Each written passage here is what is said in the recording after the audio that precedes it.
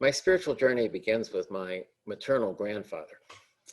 My grandfather, Benjamin Franklin Blueball, born in 1882, was a naughty adolescent. At a young age, he got himself a permanent tattoo on his left arm of a naked woman wrapped in an American flag. He ridiculed religion. On a warm spring Easter Sunday, he and an accomplice waited patiently outside an open window of a United Brethren church in rural Pennsylvania. When the pastor pronounced the words, "Behold the Lamb of God," they threw a young lamb through the window and onto the pulpit, much to the amazement of the congregation. But sometime later, at a summer camp meeting, he had a conversion experience, dedicated himself to a Christian life, and decided to become a minister. After a period of study at Northwestern University, he became a circuit rider in rural Pennsylvania, serving 5 rural communities centered in Chambersburg, riding his circuit with a horse and buggy.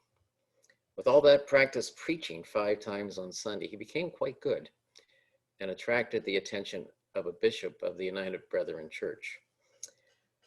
The United Brethren Church was not a congregational denomination. The bishop was an autocrat, had a need to fill a pulpit in downtown Baltimore, and assigned my grandfather to the task. It was the era of the Great Depression, and World War II was on the horizon. People flocked to my grandfather's church, and loudspeakers had to be placed outside on the sidewalk so that overflow crowds could hear.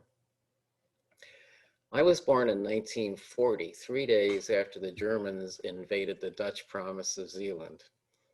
My father, who grew up in Baltimore, knowing there were no jobs for high school graduates in the Depression, had cleverly studied typing and got a job as a typist at a textile mill.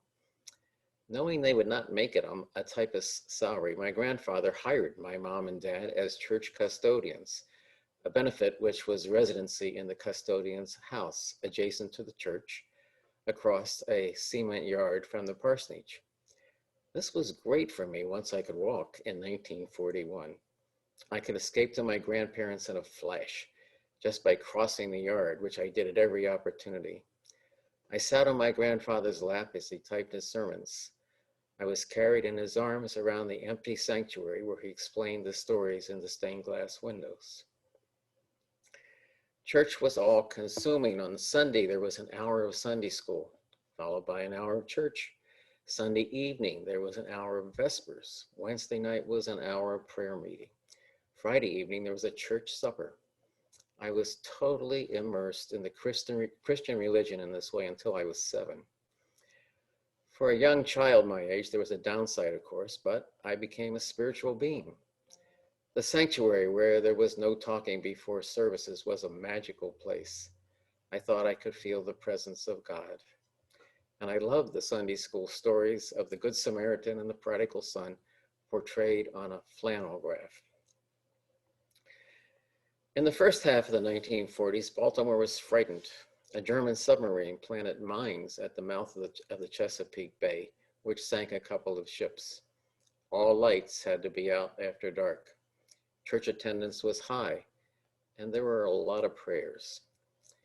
I was shielded from most of the fears, but not the prayers.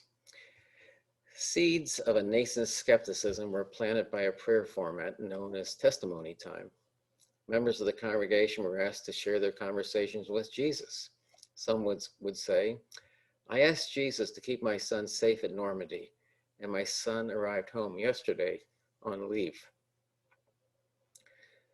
Another person would say, "When we had no money for bread, Jesus spoke to a neighbor on our behalf who left bread on our doorstep." I gave it a try. I asked Jesus if he would stop my younger brother from punching me in the stomach. I still got punched. No answer from Jesus. Jesus? Jesus! How about healing my aunt who is home with fever? Jesus, are you there? Talk to me. Nothing. Not a peep. By the time I was 7, my dad had advanced from typist to plant superintendent, and we could afford a house in the suburbs. One day, a few years later, my friend Johnny Williams, who lived down the street, invited me to listen to the William Tell Overture on his family's new hi-fi, and that was the beginning of my love affair with classical music. Johnny's father had been minister of the Framingham, Massachusetts Unitarian Church, and eventually we got around to talk of religion. My skepticism in the doctrine of the United Brethren Church increased as I learned about liberal religion. By the time I was 16, the United Brethren Church had become the Evangelical United Brethren Church and would eventually become the United Methodist Church, of which there's one in St. Johnsbury. But by the time I was 16, my grandfather had retired. We were members of a suburban EUB church, and I was dating the minister's daughter. There were many evenings when I stayed late at Ruth's house and walked home by starlight. The sense of mystery surrounding our place in the cosmos that I felt in the Baltimore sanctuary returned in a new, stronger form. Ruth and I were both annoyed with our social studies teacher, who was adamant that we needed to believe in God no matter what the form, Judaism, Islam, whatever. So we hatched a plot. When the opportunity struck in my class, I volunteered that I believed in at most one God. Ruth did the same in her class. This upset a classmate of mine who went home weeping to her parents, who called the school, who assigned 2 social workers to visit my parents. My mother called Ruth's father, the minister, who defended us. He accompanied my mom to school for the confrontation that was inevitable. We were forgiven, but there was a price. Ruth's dad asked me to deliver a sermon on the importance of skepticism on Youth Sunday, which I did. I stayed connected to the church, and I stayed connected to my skepticism, and I still held my incredible sense of awe. And I stayed loyal to the Sunday school parables I knew by heart. I was at least a cultural Christian, if not a person with whom Jesus was willing to converse. Last week, I searched for and found a recording of my grandfather preaching a sermon in 1941. He had been asked to preach on the subject, "What is a Christian?" He began by pointing out there is no such thing as a Christian in the Bible until you get to Acts chapter 11, verse 26, in which the Apostle Luke says that men were first called Christians at Antioch. Jesus, of course, was born a Jew and died a Jew. Here's what my grandfather said about what is a Christian. And here I'm quoting him. True religion may be described as a trinity, not the Trinity. It includes a doctrine, an experience, and a life. A Christian then is a man with a creed, an experience of that creed, and a life. We Unitarians, of course, are not fond of creeds. We have our principles instead. But it's easy to turn our principles into a creed, like this. I believe in the inherent worth and dignity of every person, and in the independent web of all existence of which we are part. I believe in the right of conscience and the use of the democratic process. I pledge myself to justice, equity, and compassion in human relations. I commit to the acceptance of others and to the encouragement of spiritual growth in our congregation. I believe in a free and responsible search for truth and meaning. I share the goal of the world community with peace, liberty, and justice for all. As I listened to what my grandfather had to say on that scratchy recording from 1941 about the 3 aspects of being a Christian, I had the sense he was channeling Martin Buber, who I've been reading lately. It's possible that he had read Martin Buber's book, I and Thou, which was published in 1925. Buber's central idea in this book is that we humans have 2 distinct ways of relating to people and also to trees, ideas, and rocks. The first is an I-it relationship where we know the other intellectually. The second is an I-thou relationship where we open ourselves to a subjective encounter with the other, an encounter that changes us. I think my grandfather in his Christian Trinity was saying that we have to know our creed intellectually. We have to allow it to change us emotionally and spiritually, and we have to live a life that embodies those changes. In his words, he says, quote, Being a Christian demands the homage of the intellect. It requires the truth shall be believed. It demands the homage of the heart and requires that the truth be felt. It demands the homage of life and requires the truth shall be obeyed. My spiritual path reached a dead end for a while when I went off to college.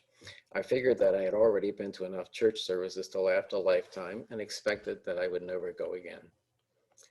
A few years after college, I told my mom in a phone call that I was feeling lonely. Well, Gilbert, she said, why don't you go to church and meet a nice girl? So I did. I went to the Cambridge, Massachusetts Unitarian Church and met Cynthia. I called my mom. Mom, I said, I did what you told me. I went to church and met a nice girl. What church? She said, fearing that the answer would be Unitarian.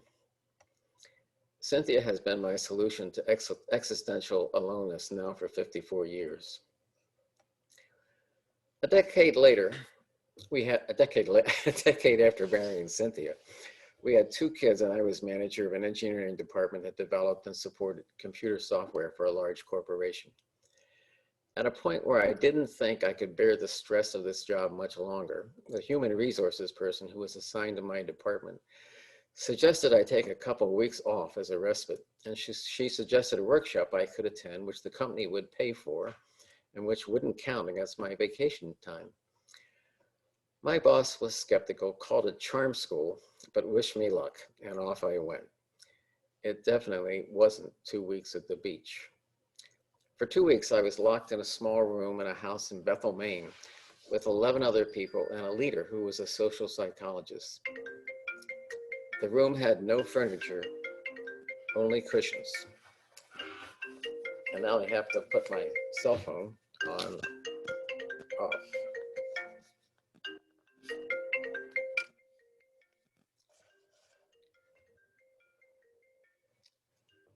So there I was in that room with 11 other people.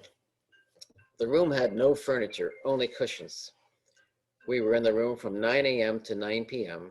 with a break for lunch and tennis. There was no agenda. What we did was up to us. The first week we explored who the 12 of us were in great depth, and a profound sense of shared intimacy emerged. I felt more connected spiritually with those 11 people than I did with people I had known for 40 years. Martin Buber would probably have called it multiple experiences of intersubjectivity as a result of the emergent I-thou relationships. The second week, we got into intense conflict and nearly came to blows. We managed to restore peace, but the 12 of us never saw or spoke to each other again. Those 2 weeks changed my life. I went back to school and studied social psychology. I learned about how people in apparent conflict can discover common ground. In 1993, I quit my job and started my own consulting firm based on my new knowledge of social psychology. I was genuinely surprised where my work took me. I had expected to consult to companies involved in computer software, but I found myself mostly working for nonprofits and governments, and more than half the time outside the US. I found that for me, there's nothing like travel to different cultures to expand or change one's spirituality. On the first of a dozen assignments for the UN in Bangladesh, I decided I needed to learn something about Islam. So I bought a book on Islam and read it on the plane. I remember reading at my colleague, Catherine, somewhere over the North Atlantic, and telling her that we had serious work to do. We needed to radically revise our 4-day agenda for the first meeting we would lead. Catherine, I said, these people pray 5 times a day, and they pray aerobically. We've got to make space for those prayers. Through my contacts with South Asian Muslims, I came to respect the efforts of Muhammad and his poet wife to reform Christianity, intellectually, and I-it relationships. The I-thou relationship would come a decade later for me on a trip to Yemen. Cynthia and I were exhausted after our long trip to Sana'a, the capital of Yemen. After we settled into our room in our daughter's home, it was time for lunch. Our host suggested a fish restaurant, but he had 2 cautions.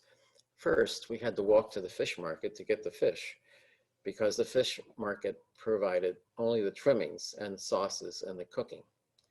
Second, because it was Friday, we had to walk. Friday was the Sabbath, is the Sabbath. 10 minutes later, we understood. We entered a part of the city of Sana'a where thousands of people stood respectfully in the streets in silence as they listened to an imam's sermon piped over loudspeakers. We carefully threaded our way through the throng, astonished when the crowd responded to the imam in perfect unison. And then the thousands sang, a choir of thousands praising God. Back in Boston, there was a black church a block and a half from our condo. When we went there, we went a half hour early to make sure we got a seat and to enjoy the 2 hours of music that would precede the spoken word. The music would start softly with some tinkling on the piano, then the organ would join, then some instruments, then the drums, then the choir, then the dancing in the aisles where dancers were protected from falling by ushers wearing white gloves. With hindsight, I'm thinking that the function of this intense musical experience every Sunday was to open our hearts and our souls, a shortcut to an I-thou relationship of intersubjectivity, where we would be changed by the minister's presence and thoughts, not just entertained by his ideas. I'm going to spare you our stories of travels to Buddhist countries and our experience with week-long meditations. Out of all this, I came to respect and appreciate the wonders of human religions. But meanwhile, our species was up to evil, to wars in Iraq, Afghanistan, Sudan, to genocides in Rwanda and Western China. Over time, it occurred to me that all the pleading to us individual citizens of planet Earth to abide a life based on humanistic creeds was never, ever going to work. Deeper psychological things were afoot. Evil had somehow managed to vaccinate us collectively so that we were immune to the efforts of religion to quell our violence. What might work, I decided, was interventions that involved groups as opposed to individuals. This emerged from observations of groups I encountered in my work. These included: 1, that groups with a tangible task that was challenging yet doable bonded easily. 2, that groups that were immersed in a shared context had little difficulty discovering common ground in defiance of what appeared to be intractable differences at the start. 3, that groups that found their own leadership when they needed it did much better than groups with assigned leaders.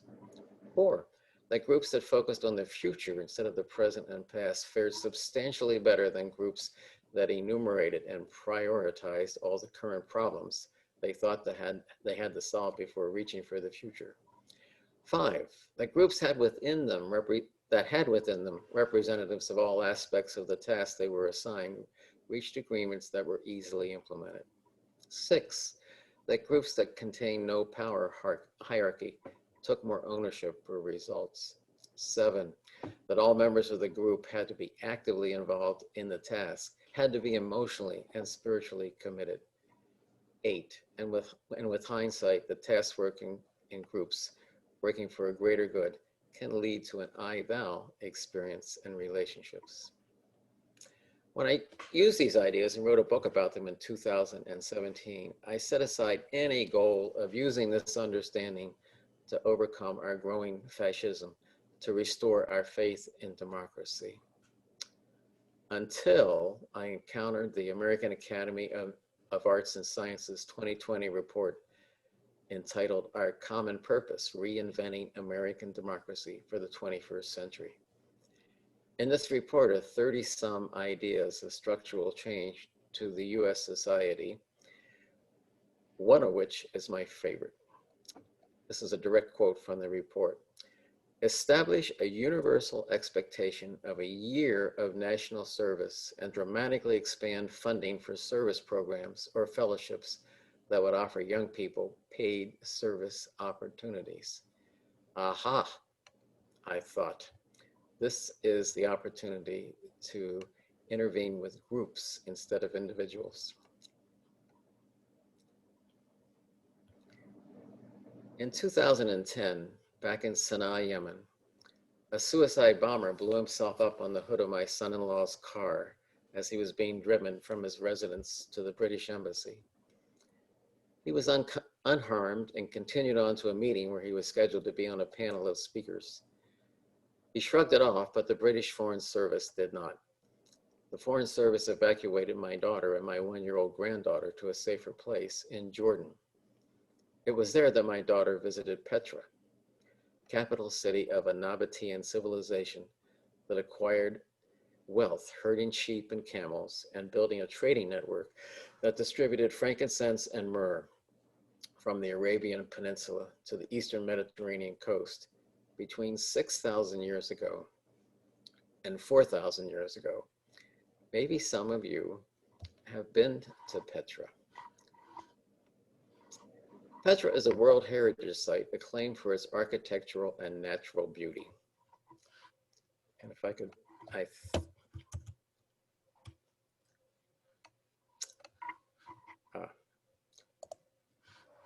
was going to share a screen, but I think I'm not going to do that. It'll take too long. Petra, once home to an estimated 11 to 20,000 residents, lies in the middle of an arid desert on a landscape of tall sandstone mountains with vertical walls, where it rains once or twice a year. Perhaps chosen as a place easy to defend, its construction faced two extremely difficult challenges: creating homes and buildings where the mountain walls stood, and preserving enough water from 2 rain events to last a year for 20,000 residents. The Nabateans conquered both problems with great ingenuity. Homes and buildings were carved into the mountainsides, not built from the ground up. Water was saved and distributed by a system of cisterns and underground channels that betray a sophisticated knowledge of hydrology. Inclines at exactly the right angle to move the water without turbulence, covered storage, drainage of an area 5 times the size of the city. In reading about the Nabateans, I came across this quote: "History gives us the names of roughly a dozen kings who ruled the Nabateans until 106 AD. They did so without apparent conflicts, problems of succession, or even rivals for the position," unquote. A narrative springs to mind. It was the long stability of this kingdom, its freedom from conflicts, that enabled the success of 2 enormous engineering projects and their many sub-projects. But in the view of this social psychologist, this would be wrong. This narrative is backwards. Listen carefully. Here's my version of what happened. The 2 engineering projects and their many sub-projects, they required the engagement and collaboration of probably all the residents, led to the stability of that society and the easy resolution of conflicts and succession issues. We can learn from this. We can try this out. But I rambled on for too long. Here's a summary of where my spiritual path has led me.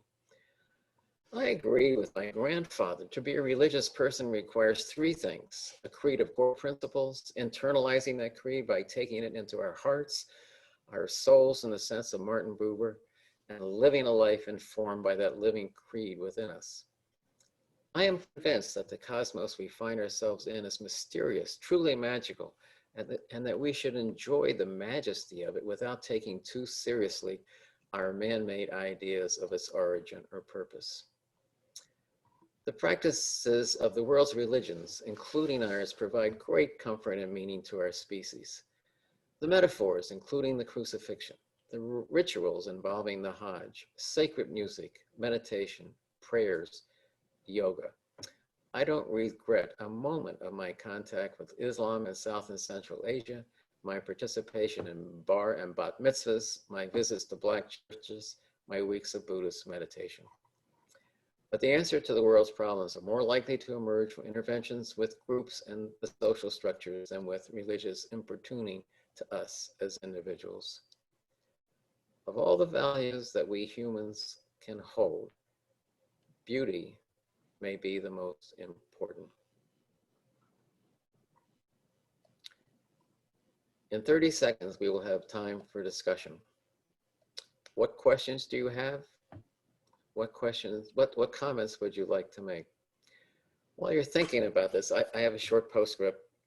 My grandfather never once wore a short sleeve shirt. My Unitarian friend, Johnny Williams, went to Africa after high school to fight for social justice and was killed. My high school girlfriend, Ruth, gave me up for one of her teachers, moved to Lake Vienna, had 8 children, and became organist at the Karlskirche. My father helped integrate the library in Anniston, Alabama during the era of civil rights, escorting Blacks through a mob of white supremacists.